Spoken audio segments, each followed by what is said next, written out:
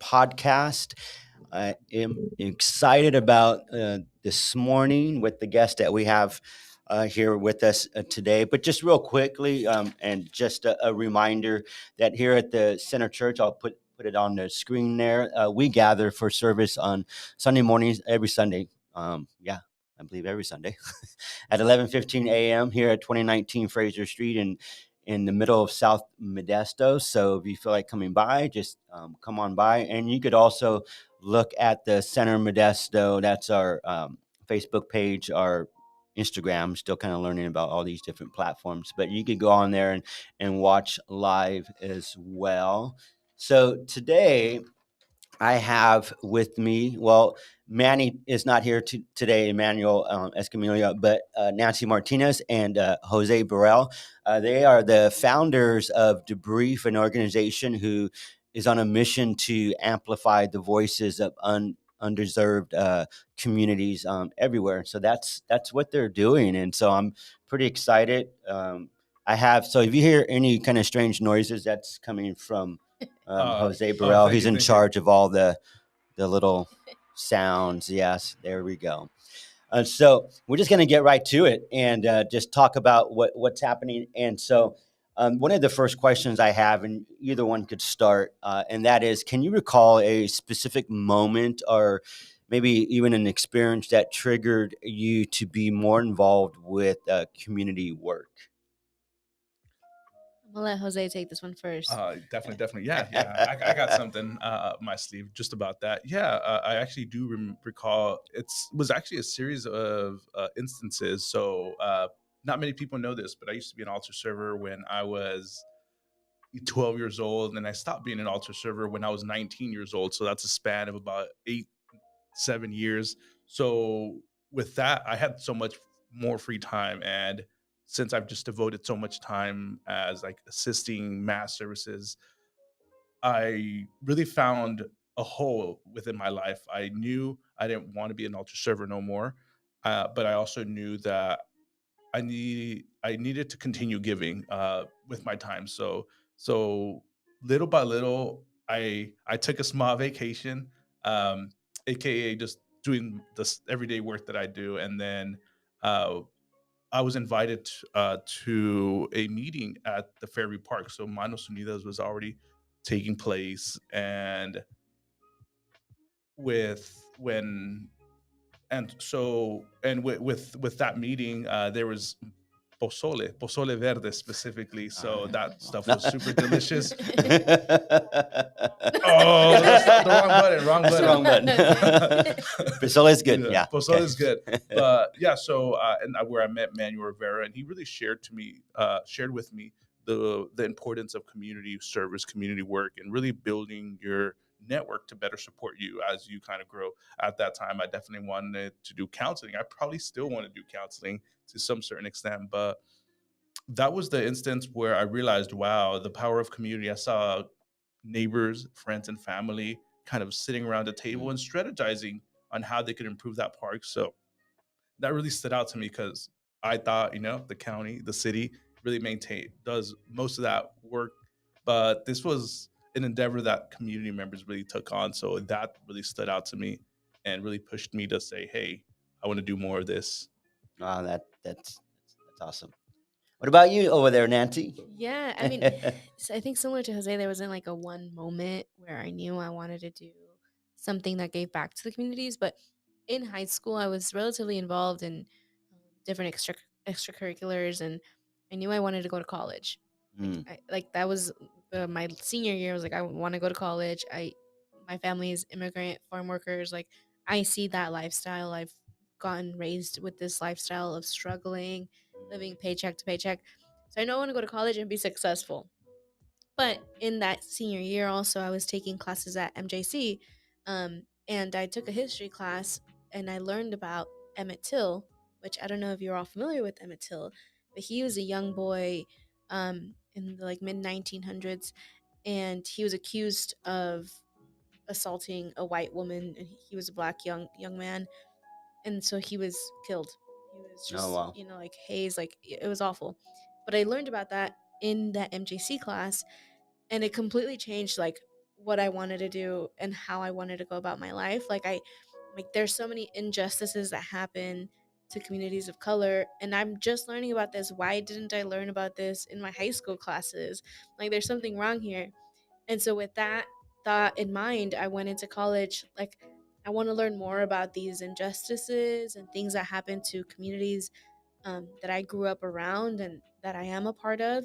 And so in college, doing all that learning at the same time, being a history major, I was also learning a lot more about my community, my culture. And then I was also interacting in internships and getting involved on campus at UC Davis. And what I realized, I'm like, everybody that I meet is like from LA or from the Bay Area. And like they're telling me about all these programs that they were a part of in high school, and they were marching and doing all these things. And I'm like, I didn't do any of that in high school back in Mm, Modesto. Like, we didn't, I learned about things that now inspire me in a college class in high school. But had I not done that, I would have gone into college like not knowing much about myself or where I stood on social issues. And so then that motivated, like, there's not much going on in the Central Valley in mm, terms of opportunities and advocacy for communities of color. So I know I want to go back to the Central Valley and do work there that is helping people like me, people, kids that were in that are in that like middle stage of could something bad could happen and they could find themselves in a really bad situation, or they could go on into college and like be successful, right? But like I wanted to go back and give back to that community. And so that's what brought me back to the Central Valley, not knowing what I wanted to do, how I mhm, wanted to do it, but mhm. I wanted to give back to the Central Valley, specifically the Latino immigrant community. Wow, that's oh, great, great, great. Okay, so um, describe if you guys could, and I'm sure you can, describe the work of Debrief and why was it so important to start this organization? Yeah, you want to take it on, I'll, Nancy, and yeah, I'll follow up on that. I'll take the first part of it. Yeah. So in coming back to the Central Valley, I did not know anybody in this community, and not unknowing to me, there was people like Jose and Manny who had been very involved in their community here in South Modesto that were doing Manos Unidas work, nonprofit work, community service projects, all the things that make a community a strong community. Um, and in getting to know them through a part of the Latino Leadership Initiative, I was learning. I guess we all had this realization, like this work is important to be advocating for our communities, doing work with our communities, but then there's a lot of burnout for the leaders that do this Mhm, work. mhm, So, how do we transform this passion that we have for community into like our jobs? Like, how do we turn this into something that we can keep doing without risking burnout because it's taking resources from us rather than making it a cycle, right? Like we give back and then there's also resources coming to us. Like, how do we reinvent this cycle here? And so that's kind of what started Debrief. And we do is we go for whenever there's a big decision that has a lot of stakes for our communities. We are the ones that go out into these communities, get their input, get their feedback on what their needs are, what issues are happening in their community, and let that inform decision making mhm. at a high level. So, Jose, anything that I missed there, high Yeah, yeah, level? no. I think you did an amazing job. So good work, and really sharing. Debrief really was founded on. So let's give you a round of applause. Yeah, round of applause. Good work, good work. Look at that. That's good. Yeah. That's good. To follow up on that, yeah, it was just that whole sustainability component. Me and Manny have been doing community work for essentially it feels like centuries. Amazing work, really transformative work, but we also knew it was very sacrificial in a sense where it was always a trade-off between, hey, am I going to go to work or am I going to call in sick, or hey, am I going to Mm, have to use vacation time to together this community event? And we viewed Debrief as an opportunity to really change that paradigm. Really, how can we sustain ourselves long term? Because I think that was a big component. I know Nancy just mentioned the burnout component where people love community work, but they also realize, hey, I need to make a trade off between paying my rent or putting together this community gathering. And Debrief really changed the way we are now.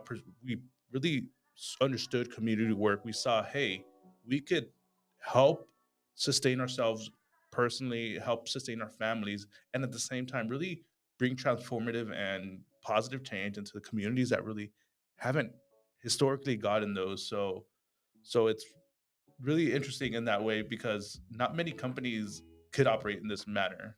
Yeah, and Mhm. something that I'd like to add in the work that we do is largely community engagement, right? So we go out to communities, we engage with community, and we bring back that information to a subset of individuals or group or whoever is the sponsor of a project. Um, and what I've learned is kind of lost my train of thought. Yeah, You're no, getting us somewhere. yeah, no. I think, Look at you. but you said, No. Yeah, yeah, I guess that's there we go, There you there we go. go. it. So yeah, I think just to build on what Nancy was just mentioning was it's the component of really bringing that information back into those communities. Oh man, I lost my train of thought. We're having a brain fart Yeah. in Oh here. man, No, here's well, I think where we were going is we want to. Why we're a company, right? We're not a nonprofit organization, but we're what Jose was saying. What got me thinking is that like being able to find resources for ourselves, but for our families and for our community. So, in a way of being a company, being an organization, is we're doing this work, and yes, we get paid, and it's not selfishly because we want to be able to take some of the resources that have historically not been available to these communities, bring that into our organization, and let that cycle back into Mm. communities. Right, we are a part of these communities. Jose lives a minute down the street from where we're at Rides his right now. skateboard over here. No. that's Exactly. exactly We right. have That's exactly right. It's not there. yeah, so it's like in essence, like in us doing that, like we want to grow the work that we do, doing community engagement. We also have other branches of like racial equity work, but we want to grow that so that more people like us who are invested into community, want to continue their work with community, can be a part of this, and then also get, like this is their full-time job. That's the point of So, us growing. so did this happen over coffee, dinner? Like, so what was like the moment that you guys were like in the same space, and then all of a sudden, hey, Yeah. Yeah, it was actually part of the. We were all part of the Latino Leadership Initiative, so that's being put together by City Ministry Network. So shout out them, you whomever they see, may be. The clapping, okay. this one right here, We're learning. a little clapping for them, a little round of applause for CMN, Marvin, John, the whole team, Mike, everybody that's out there doing good work. So we participated in the Latino Leadership Initiative, and we were challenged at the end of the term. We were challenged and posed one question: is really how are you going to come together and work? Because we often work as community leaders in silos, so pushing the grain against the way work has traditionally been done, and we were split up on so we presented our final presentation was based on a topic of our interest, and they saw that, hey, you guys all have this very similar topic, you guys should be community. So that's the group that we are kind of Mm, pushed together, and we realized as we presented to these different system leaders, these organizational leaders, this decision makers, that they wanted what we had to offer. So we did a case study, basically doing an analysis of really local government and really uh, understand how accessible their website was, how can they provide so much insights, but at the same time feel so disconnected to their community. So we presented that to them, and they said, "Hey, we want this." And from there, that was the snowball effect mm, to mm. Debrief turning into a company. Nancy, please add. I know I Yeah. left a lot of holes. Well, no, I mean, you got at the meat of it. We went through this uh, leadership cohort that brought Latinos together. Um, and I will say, like, we were all at very different stages of life when we came together. Like, Manny's, he's got his like full time gig. He knows what he's doing. Jose was also working for a great nonprofit, and then I was like, I don't know, I just like graduated college. I don't know what I'm doing, but like we all have this passion to try and get together, and so as we were working together for that presentation, we were like, let's just try something. Let's see how far this goes, and then as we were going, doors were being opened, and we found ourselves here a year and a half later. That's Yeah. that's amazing. Yeah. both of you, I believe, yeah, both of you had mentioned, the giving back to the community, but oftentimes it takes away, like if you're working full time and all that.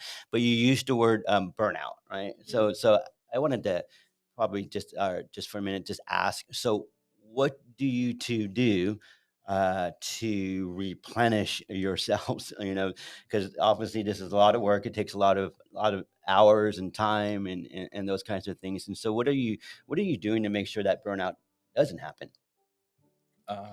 Do you want to start that? Because I think that was more of a personal, like Yeah, we yeah, all have yeah, Yeah, very individual personal. rhythms, I or know. I told you. yeah, I'm yeah, No, just. that's a good question.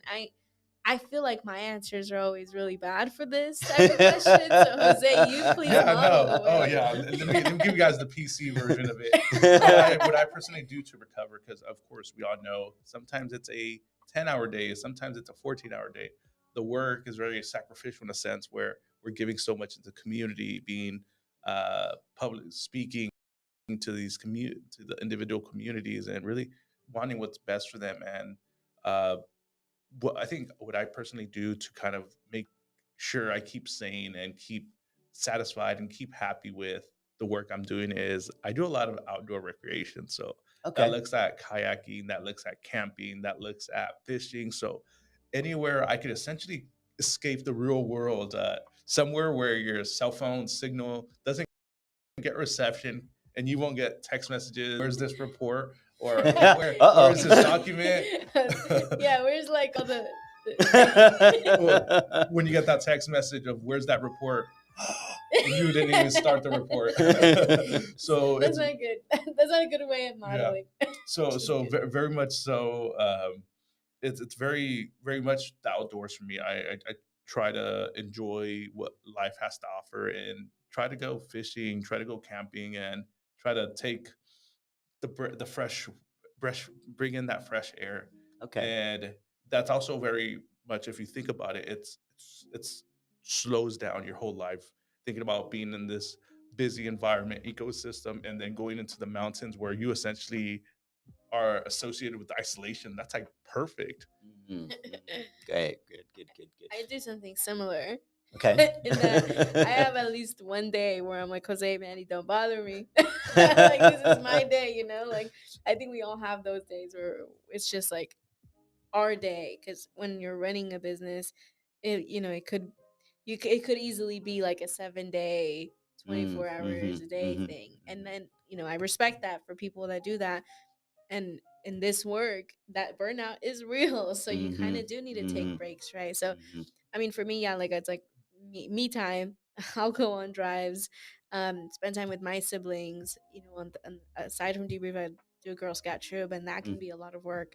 So I just like trying to ground myself in family and my husband, and just like taking time without being on our phones. And I wish I had more hobbies to name, like Jose and his awesome outdoor adventures. But Yeah, no, sometimes it's just like I'm gonna watch Netflix like Yeah, all yeah, yeah. day, you And know? and and and that's you, right? That's Yeah, Nancy. And so that's okay. Everybody's gonna find a different way to replenish themselves. yeah, I think it's just important that we do because I know I've been a part of being burned out too as well. yeah, And I had to learn, okay, I need to discover something that gives me life as well. yeah. Yet the community work gives me life, but something outside of that too as well Right, that keeps me for longevity.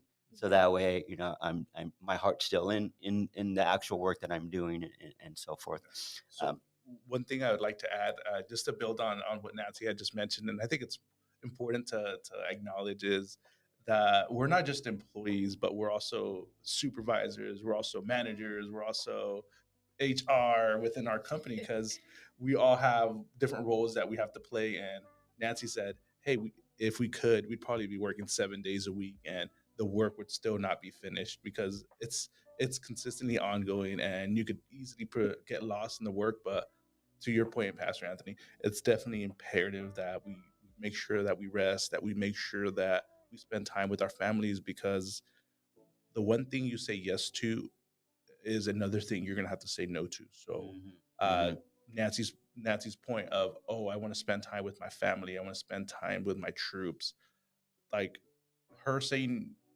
No, I'm sorry. Her saying yes to more work is also saying no to her husband or spending time with her husband or Mhm. saying no to the Girl Scout troop. So that's imperative to make sure that you reach back out to your family, to your siblings, your husband, or Absolutely. whatever it is. You know. Yeah, so I'll give a shout out to Marvin Jacobo. Often says, and he's said it quite a few times, that it always reminds me, Anthony, remember you're more important than the work. And what he means by that, the work is important, but he just means that a healthy you is a better you. It's a win-win. Everybody benefits. So I try to keep that in mind when I'm going about work as well. Anyhow, moving on to the next question. So I looked on the debrief method .com. Your guys Website, is yeah. yeah, and I have it up there on the screen. But there was a statement on there that I wanted to see if you guys could clarify. What did you guys all mean when saying community centric uh, data to pursue holistic impact? Yeah. Community centric data to pursue holistic impact. Yeah, I could take a stab at it. Data is often just translated in percentages, and it's often used to describe our community. So communities that lack maybe their needs that haven't been met. So we're often associating percentage points. We're often associating uh, 20% of this community is below the federal poverty threshold. So essentially saying, hey, but what does that tell you beyond, hey, there's a bunch of people that are hungry, that are struggling to pay their rent, that are struggling to really find their need, you know? So the one component that we love doing is we love really translating those data points into stories. So imagine, hey, we may have this percentage point of 20% of the community faces this systemic barrier, but what's more? What is their life dynamic like? What's the what's the intersectionality, if we want to use fancy words like that, which is basically a word to describe really not just your race, not just describe your sexual preference, your orientation, your background, but really incorporating the whole persona into that. Did you want to build on that, some of that, Nancy? Yeah, yeah. I mean, so for the nature of the work that we do, like it's project based, right? So when we go out to communities, we do unfortunately we're constrained by needing to get information on one topic, but because of who we are and where we're from, we recognize that one issue does not make up a whole person's life. Mm. And so when we go back, like we I think are very intentional, and I can provide an example of a project where a data point is important, right? Like we do want to know what specific needs a community has, um, in like on one specific issue, like how extensive is this need? What are the like demographics of the communities that this issue impacts? And then we also like are careful about stories, right? Like everybody has a story, and we want to ensure that someone's story is also like acknowledged in the data that we collect. So in projects, there's one that comes top of mind where we're working with like a reentry program. We're supporting the like creation of a reentry program here in Stanislaus County that would support people who are coming out of prison or jail into getting resources and opportunities so Mm. that they don't go back, into what got them into jail in the first place. And when we met with these individuals, like we can only tell some part of the story, but unless we're bringing those individuals into the mapping and the designing of this program isn't going to get at a holistic impact. It's going to get at some of the issues, but we need those people to be informing the whole design of a process so that that whole program can acknowledge like the whole person that it's going to be affecting. So, in essence, like community data, we want to go out and get data from community and get those voices into different projects, and also acknowledging like one issue does not define that person. There's other Mhm. things that are going on Mhm. at the same time, and we highlight that also in the work that we do when we go back to the That's place. that's amazing. I love the fact that you guys are looking at the whole person, Yeah. and inviting uh, uh, individuals, the whole person into the story, or into what's going to become of what's taking place, right? So the resources and all that. Just yeah, I love that. So this is more personal too as well. If you had to give, just a word of encouragement or of some sort to the community, what would that be? I mean, there's a lot taking place in different neighborhoods and so forth, uh, and uh, and so yeah. What would you like to say to the community? Yeah. You want to go ahead? Nah, I think I want to have the last. No, definitely. Yes, yes, absolutely. Okay. So with that, perfect. I would tell the community really a few words of encouragement to the community is really to look at your community as asset full. So we often say, hey, these unincorporated communities or these communities that don't have all the resources are lack lack a lot of things, but we often also have a lot of things within ourselves. Really, it's that mindset of viewing the cup half full rather than half empty. You know what? Let's look at the assets you have already within your community. So when you asked this question, I definitely thought of Manos Unidas. So I'm shouting out Manos Unidas. I know they were on here a Mhm, couple of weeks mhm. back, so that was super happy and exciting to see that. But really, to really look at the community in having attributes, having these abilities. So my mindset works in a way where I don't believe anybody or anything has all the answers, but rather it's the collective work that you bring together really makes positive change. So hey, we may not. So I'm using this as an example. Hey, this community member may not speak English, but she does have a voice. Can we use her voice to really impact these decision makers, whether it's presenting to the local board, to local city council? Uh, this member may not speak English, but she knows what she needs and she knows what she doesn't need. So can we voice that to the community, to these local stakeholders? And if it requires her son, if it requires uh, a family friend, a community member to really translate for her, hey, that's two individuals from the community working together for a like-minded goal. So I think about Fairview Park and how it was really put together by the community. It was like a real investment that neighbors, family, friends had, and we want to change this. And although we are not elected officials, we have no formal education, but we do have our needs, and our needs need to be met. And they start off with gardening equipment, Fairview Park, and then really making a public statement and saying, hey, we are going to be transforming our park.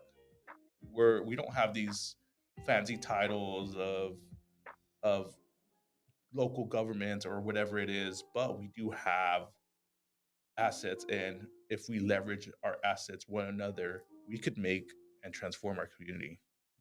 Yeah. Well, thank you. That's Did good. you? Oh, thank I you. did want to add Okay. something. Yeah, no, I did.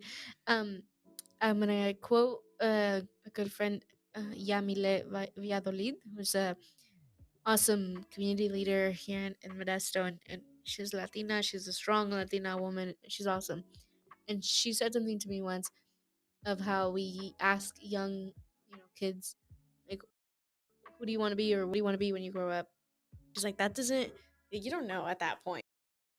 You don't know what you want to be, Hmm. but maybe ask, like, what do you want to change, right? So I'd probably, that's like the last word of wisdom. Community members listening to this, like, think about what you want to change in your community, and then start thinking about what little things you could do to start addressing that. That's great. Well, I thank both of you for being here and just sharing your heart, and then sharing, giving us um, a way to be able to understand, what debrief is about and why you guys do what you do. And yeah, here at the Center Church, we too pride ourselves on utilizing our space for transformational, call it transformational spaces. We just providing space for the community, and so that's why we open up our doors for every day of the week, basically, trying to do what we can to be a part of the fabric of the community as well. So again, thank you for the wonderful work you two are doing, and looking forward to hearing how all this looks in the near future. As you guys continue to grow, I'm sure you guys will, and expand and just highlight the different voices in the community, for the community. So thank you for doing what you do. Oh, thank you, thank you. And I want to highlight the work that you're doing as well. I think it's super imperative that you're a community leader. You're seen as of the community and the work that you do. Investment of time, investment of energy, opening up your doors. It's transforming the community. So I want to give you a round of applause. If I could find the button. It's the yellow one. No, that's not Oh man, my bad, my bad. Here. There we We're go. good. We're good. We're good. I didn't catch you. It's too late. Oh, No, man. I agree. I think Pastor Anthony, you're doing an awesome job, and you've let my Girl Scout troop hang out in here, and so very thankful for that, and other connection opportunities that you've provided to us in this space. Yeah. Okay. So, well, thank you. And so we'll see you guys sometime next week. We'll tune in and we'll highlight another individual or another organizations. Goodbye, everybody. See See ya. everybody. Thank you so Have a much good for one. tuning in.